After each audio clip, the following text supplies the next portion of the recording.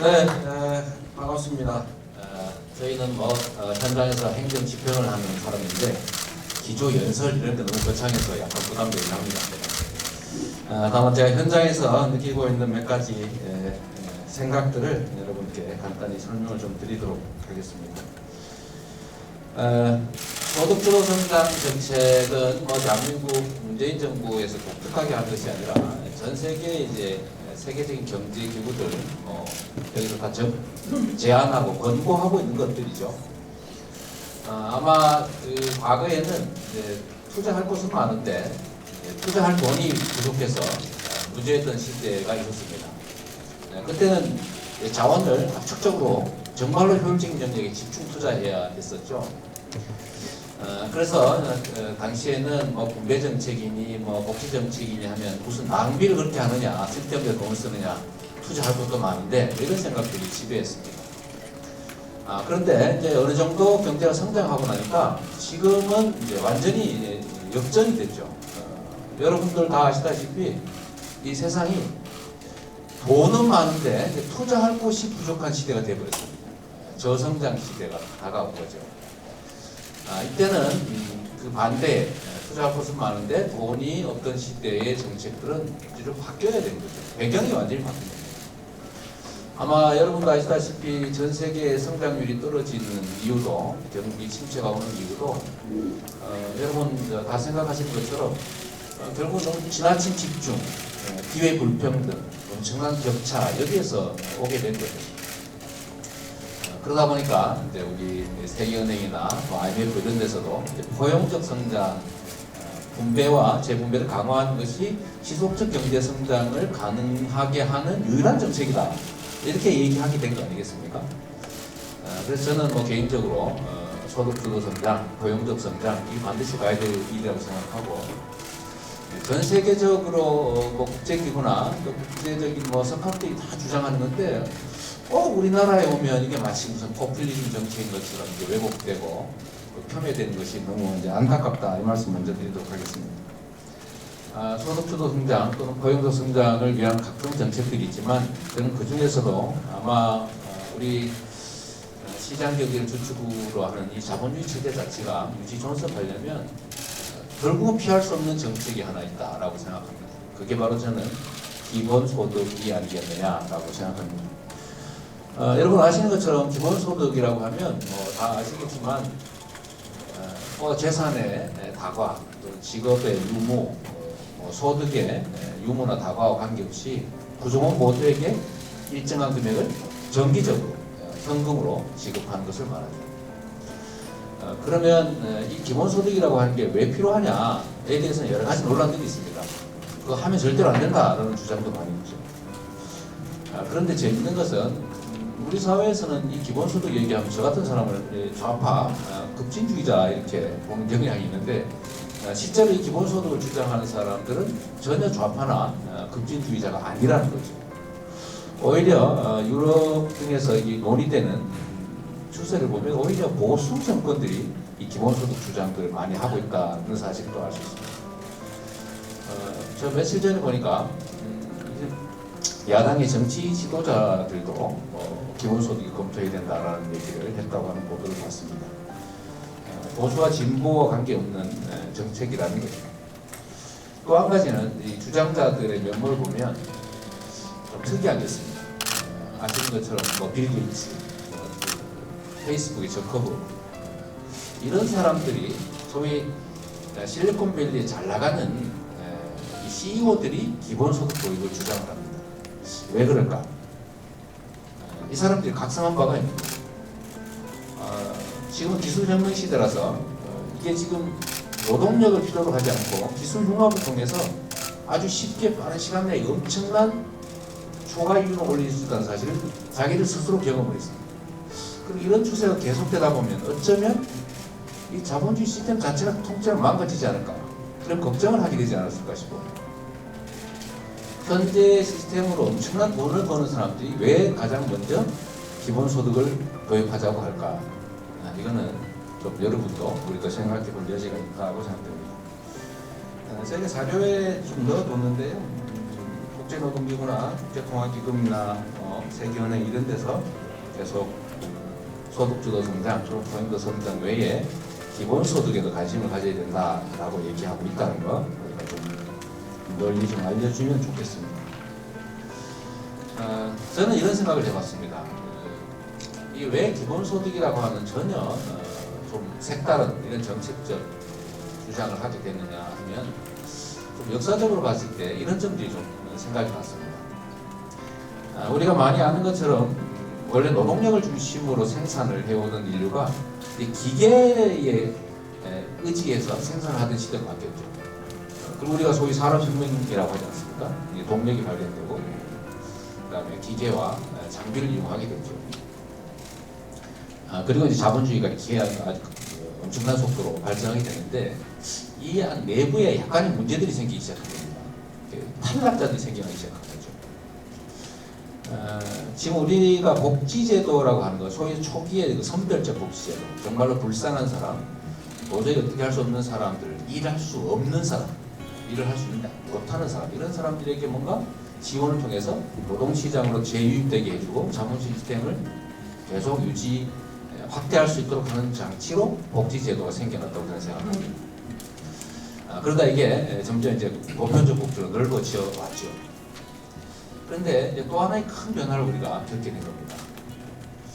산업혁명으로도 그 산업혁명을 겪으면서도 이 우리 체제는 노동력 중심이었던 거죠. 지적 노동, 육체적 노동. 육체적 노동은 상당히 기계가 많이 대체하긴 했지만 지적 노동은 상당히 중요한 부분인데 이걸 계속 인간이 해왔대요. 그런데 앞으로 소위 4차 산업혁명이 이제 현재 진행 중이라고 보는데 인간의 지적 노동까지도 어쩌면 이제는 인공지능, AI들이 다 대신하게 되는 거죠. 그래서 이런 슬픈 얘기들이 있습니다.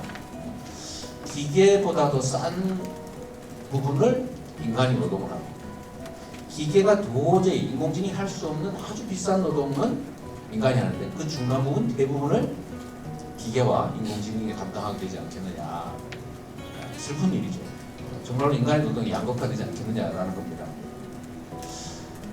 그러면 여기서 우리가 어떤 새로운 제도를 통해서 이걸 보완하지 않으면 기존의 복지 정책으로 도저히 감당이 안 된다. 그래서 나온 게 저는 이 기본소득의 이념 또는 가치라고 생각됩니다. 그래서 우리 기본소득이라고 하는 게 그러면 왜 필요하냐를 생각해 보면 아주 근본적으로 보면 이런 게 있는 거죠. 과거에는 사람들한테 일할 기회가 많이 있었습니다. 일할 기회가 주어져 있는데 안 하는 사람들은 일하지 않는 사람 먹지 마라. 일 못하는 사람은 지원해 주는데 일 안 하는 사람은 지원해 주지 않겠다. 이게 현재 시스템이라고 할 수 있죠.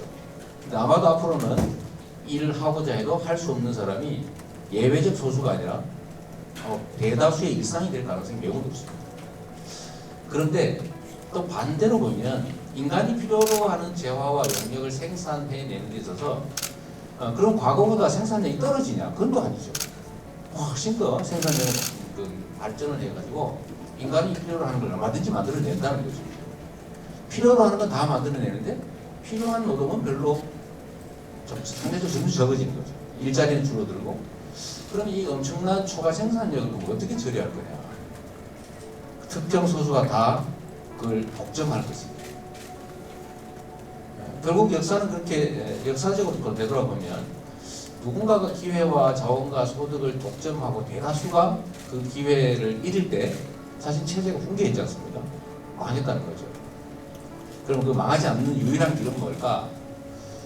인간의 노동력이 아니라 대모별로 인공지능 기술, 장비, 지금까지 인프라 이런 것들을 활용해서 생기는 엄청난 추가 이윤들을 우리 구성원 모두가 같이 나눠서 쓰는 그런 시스템을 만들어내지 않으면 결국 체제가 붕괴할 수 있다는 거죠. 그래서 저는 이 기본소득 제도는 결국은 피할 수 없을 것이다. 그렇게 하지 않으면 체제 유지가 안 될 것이다 이렇게 생각합니다. 그 필요성에 대한 몇 가지 제가 말씀을 한번 드려보겠습니다. 우리가 보통 생각하면 그 엄청난 돈을 어떻게 감당하느냐, 기본소득 주면 게을러서 일 안 할 거 아니냐, 뭐 그런 얘기들이 많죠. 그런데 기본소득을 지급할 일을 하지 않을 것이다 라는 것은 사실 정말로 기입니다. 기본소득을 예를 들면 뭐 한 달에 대한민국 수준으로 300만 원씩 1인당 300만 원씩 매월 지급한다든지 이러면 일을 안 할지 모르겠지만 도저히 그럴 수가 없는 거거든요. 기본소득을 주장하시는 분들이나 이런 분들 대체적으로 한국 정도의 경제 수준에서 지급하는 어느 정도 적정하겠느냐? 대개 월 30에서 40만 원 수준을 이렇게 생각합니다. 왜 그렇게 지급액을 정하고 있을까를 생각해 봤는데 그게 기초생활수급자에 대한 지원금과 거의 비슷합니다. 그러니까 지금 현재도 그런 기초생활수급자한테 무슨 뭐 생계기여비, 의료기여, 주거기여 등등으로 지급하는 게 한 40만 원 가까이 된다고 합니다. 물론 편차가 있긴 합니다. 그런데 여러분 한번 생각해 보십시오. 지금은 정부에서 골라가지고 특정 소수한테만 이걸 지출하죠. 근데 이걸 반대로 한번 해보면 어떨까요? 완전히 뒤집어서 국민 모두에게 약 40만 원씩을 다 지급하는 거죠. 그리고 그걸 지급하지 않아도 될 사람들한테는 세금을 그만큼 더 거두면 됩니다. 세금을 그만큼 더 거두면 여러 가지 효과가 있습니다. 첫째는 지금 우리 경제 침체의 제일 큰 원인이 돈이 부족하거나 기술이 부족하거나 뭐 시장이 부족하거나 해서 그런 게 아니지 않습니까? 이 순환이 멈춰서 그런 거거든요. 돈이 돌지를 않지 않습니까? 근데 한 곳에 쌓여가지고 움직이질 않아요. 예를 들면 그 대표적인 게 기업의 사내 보급이죠. 투자할 데가 없으니까 불안하고 불안하니까 자꾸 쌓죠. 그러니까 자꾸 시장에서 자본이 퇴출하지 않습니까? 이런 것들을 일부 완화할 수 있겠죠. 경제 순환을 할 수 있게 돈이 좀 돌 수 있죠. 두 번째는 고르는 비용, 예를 들면 선별하는 비용을 줄일 수가 있어요. 얼마 전에 우리가 아동수당에서 그 경험을 하고 있지 않습니까? 그 골라내는 비용이 상당히 많아요. 전달 비용 이런 것들을 상당히 줄일 수가 있다. 사회적 낭비. 세 번째는 이게 완전히 일반적인 비판과 다른 측면인데 노동구역을 고취하는 측면이 있습니다. 특이하게도 기본소득을 지급하면 일하지 않을 것이다 라고 하는 게 공격의 핵심인데 지금은 기본소득이 아니라 기초생활수급 형태로 지급을 하니까 그 대상이 되기 위해서 일을 하지 않는 거죠. 일을 하면은 수입이 늘어가지고 대상에서 탈락을 합니다. 그러니까 자기가 지원을 계속 받기 위해서 일을 안 해요. 그런 부분이 생깁니다. 근데 만약에 저 모두에게 그 액수를 지급하고 지원하지 않아도 될 사람들한테 추가로 세금을 더 걷는다고 하면 그 수입은 그냥 내 기본적인 소득이고 거기에 더해서 소득 활동을 하면 그만큼 이익이니까 일을 안 하는 게 아니라 오히려 일을 안 하려던 사람들한테 노동 유인을 만들어주는 것일 수도 있습니다. 세 번째는 또 이런 효과도 있다고 생각해요. 앞으로는 이 논리적이거나 아니 수학적이거나 뭐 이런 영역의 노동은 거의 다 기계나 인공지능이 대신하게 될 텐데 그 인공지능이 못하는 게 딱 한 가지 있습니다. 이 창의적 사고죠. 즉 문화예술 영역에 그런 일거리들이 많이 생겨나지 않겠나 라는 생각을 합니다. 나는 평생 한 달에 30만 원씩 50만 원씩만 지금 평생 그림 그리고 그냥 내가 하고 싶은 일을 하고 살래 이런 요소들이 많아질 수 있죠. 오히려 이게 인간의 삶을 더 풍요롭게 하지 않겠냐 그런 생각도 합니다. 그 외에 여러 가지 장점들은 있는데 저는 제일 핵심은 그거라고 생각합니다. 이게 경제가 지속적으로 성장하기 위한 유일한 길이다라는 겁니다. 지금 추세로 이 초과 유인이 너무 커지고 특정 소수가 그걸 독점하게 되면 나중에 결국은 다 한쪽으로 몰려가지고 아마 경제 순환이 멈추는 상황이 올 수밖에 없죠. 그걸 막는 방법은 결국은 분배 또는 재분배를 강화하는 방법인데 그 중에서도 기본소득이라고 하는 것이 사람들의 조세 저항을 줄이고 증세할 수 있는 길이라고 생각합니다. 우리나라의 제일 큰 문제는 소위 저부담 저복지죠. 소위 이제 뭐 예를 들면 중부담 중복지 또 고부담 고복지 이렇게 가야 되는데 우리 국민들 그런 생각을 하죠. 세금 많이 내면 이거 다 똥간에 쓸 것이다. 내가 왜 세금을 내냐 뜯기는 느낌이 듭니다. 근데 만약에 이거를 깨가지고 내가 내는 세금은 다 나한테로 되돌아와 라고 하는 확신을 들게 해준다면 아마 증세하는데 별로 저항이 없을 겁니다. 근데 우리는 이 세금을 내면 그 어디다 쓰는지 검증이 안 되는 거죠. 그래서 제가 그 생각을 한번 해봤어요. 세금을 내면 나에게로 되돌아온다라고 하는 경험을 쌓게 해주자. 한꺼번에 많이 나오고 조금씩만 해서 제가 제안한 것이 재원의 문제로 국토보유세 같은 걸 한번 해보자. 기본소득형 국토보유세. 국토보유세가 필요한 것은 뭐 대부분의 분들이 동의한다고 생각합니다. 다만 저항이 심해서 못하고 있는 거죠. 그런데 만약에 국토보유세를 걷어서 이걸 전부 국민에게 그대로 100% 되돌려준다 라고 확신할 수 있다면 저는 충분히 돌파할 수 있다고 생각합니다. 특히 우리나라의 소위 토지 보유세 비율이 선진국에 비해서 너무 낮지 않습니까? 실효세율이 0.17%라고 하기도 하고 0.27% 명목세율 이런 점이 된다고 하기도 하는데 대개 선진국 대비하면 한 6분의 1 내지 8분의 1 이 정도 되는 것 같습니다. 그래서 현재 보다 한 2배 정도만 늘린다고 하면 대개 한 15조에서 한 17조 이 정도 될 텐데 그 정도에서 먼저 시작합니다. 그리고 그걸 특별회 같은 걸 만들어서 요거는 딴 데 못 쓴다. 전 국민에게 똑같이 나눠준다. 라고 하면 아마도 국토보유세는 토지를 안 가진 사람이 인구의 절반 가까이 되기 때문에 절반은 안 내고도 받는 거고 절반 가까이 됩니다. 그리고 그 나머지 절반의 거의 한 8, 90%는 자기가 낸 것보다도 받는 게 더 많은 거죠. 왜냐하면 이게 국토보유의 불균형이 너무 심하게 되어 있습니다. 이렇게 되면 거의 조세 저항 없이 할 수 있다. 그리고 처음에 소액으로 시작했다가 조금씩 늘리는 거죠. 근데 보통 이제 재원 마련 방법을 생각하는 게 인간 노동력을 대체하는 로봇에 세금을 매기자. 그런 얘기 많지 않습니까? 그것도 이제 조금씩 도입할 수 있겠죠. 문제는 조세 저항 아니겠습니까? 새로운 제도를 만드는 데 대한 저항. 이걸 없애는 방법으로 재원도 만들어낼 수 있다고 생각합니다.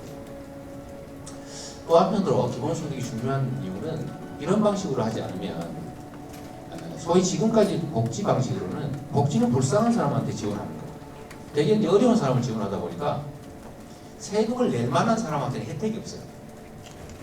세금을 못 내는 사람한테는 혜택이 있으니까 그거 왜 도와주냐? 최소화하자, 줄이자, 꼭 필요한 데만 지출하자 이런 공감이 생겨나죠. 근데 그 반대로 모두에게 똑같이 지급하게 되면 세금 내는 사람도 혜택을 보니까 좀 조세 저항이 줄어들 수 있다. 지금 하고 있는 아동수당도 사실은 부분적인 기본소득이죠. 아무것도 안 가리고 그냥 일정한 나이에는 무조건 지급하지 않습니까? 이게 지금 7세 미만인데 그 조금씩 올려 8세, 9세, 10세 어차피 올려가다 보면 결국은 나중에 기초연금하고 맞붙고 기초연금도 모두에게 지급하는 방식으로 이렇게 가면 전 국민 기본소득이 사실 완성되는 거죠. 액수는 적지만 조금씩 올라가면 가능하다라는 생각입니다.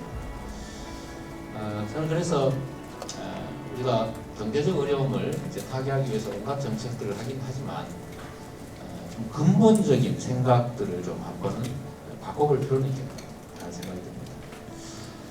기본소득이라고 하는 거 아마 저는 전 세계적으로 아예 시작하는 데는 없죠. 뭐 예를 들면 알래스카 이런 정부가 조금 하고 있습니다. 거기는 석유 채굴권을 이제 기반으로 해가지고 기금을 모은 다음에 정부 주고 시민들한테 나눠주고 있죠. 우리도 뭐 얼마든지 그렇게 만들 수 있다고 생각합니다. 그 중에 대표적인 게 저는 국토라고 생각하고요. 앞으로는 뭐 다른 것들도 많이 발굴할 수 있을 거다. 그렇게 해서 전 국민이 최저한의 삶은 국가가 책임을 지는데 지금처럼 사실 지금 없지 않습니까? 지금처럼 불쌍한 사람들을 골라서 하는 방식이 아니라 모두에게 공평하고 최저는 보장라고 하면 모두가 행복한 정책이 될 수 있겠다. 경제도 활성화될 수 있겠다라는 생각을 합니다. 한 가지 우리 경기도 정책을 설명을 좀 드리면 실험적인 정책인데요. 우리 경기도에서 전 연령대 중에서 24세에 대해서만 청년 기본소득이라고 해서 액수도 매우 적은 연간 100만 원을 지급하는데 사실 재정 부담이 상당히 큽니다. 1,700억 정도 이렇게 들어가기 때문에 부담이 크긴 한데 이걸 좀 다른 정책 효과를 좀 동시에 얻을 수 있도록 지역화폐로 지급하고 있습니다.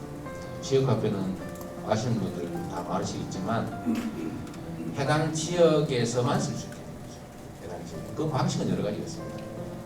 지역 상품권일 수도 있고 카드 형태일 수도 있고 여러 가지가 있는데 지금은 대개 카드 형태로 하고 있습니다. 해당 지역 안에서만 쓰되 예를 들면 뭐 대형 유통점이라든지 뭐 물건 있잖아, 그 소리, 저 이런 데 못 쓰게 하는 거죠. 볶음빵 이런 데 못 쓰지 말고 대형 유통점 쓰지 말고 유흥주점 쓰지 말고 골목에 이제 자영업자 중심으로 쓰게 설계하고 있는데 이게 의외로 효과가 좋습니다. 그 여러분들 아시겠지만 집중이 또 문제 아닙니까? 뭐든지 다 중앙으로 집중되고 특정 영역 다 집중이 되다 보니까 지방이 지역이 골목이 다 죽어나가요. 그래서 좀 칸을 치는 거죠. 칸을 쳐서 해당 지역에서 좀 돈이 돌 수 있게 하는 정책으로 경기 지역화폐라는 걸 발행하고 있는데 생각보다 효과가 좋습니다. 그래서 저는 앞으로도 원래 아동수당도 지역화폐로 지급했으면 좋았을 텐데 원하는 지방자치단체만 조례로 지급하도록 지금 예외 조항을 해놓은 바람에 성남시 말고는 안 하고 있습니다. 수미시장께서 그래도 저항이 심해가지고 10%가 20%씩 더 주고 있습니다. 주면서 지역 카드 형태로 결제하겠는데 전체적으로 국가 지출, 복지 지출을 이런 식으로 지역화폐 형태로 지급하자면 골목이나 지방이 사는 효과가 있지 않겠냐 그런 생각합니다. 시간이 워낙 짧아서 제가 반응하면 시작을 하려고 하다 보니까 좀 약간 횡설수설한 것 같은데 제가 전문가가 아니므로 좀 이해를 부탁드리고요. 어떤 복지 제도를 대체하는 새로운 성장 정책, 지속적 성장을 가능하게 하기 위한 새로운 정책, 양극화를 최소한으로 완화하고 함께 사는 세상을 만드는 정책으로 기본소득이라고 하는 것 한번 여러분도 고민해 주시면 하는 생각에서 오늘 말씀드렸습니다. 고맙습니다.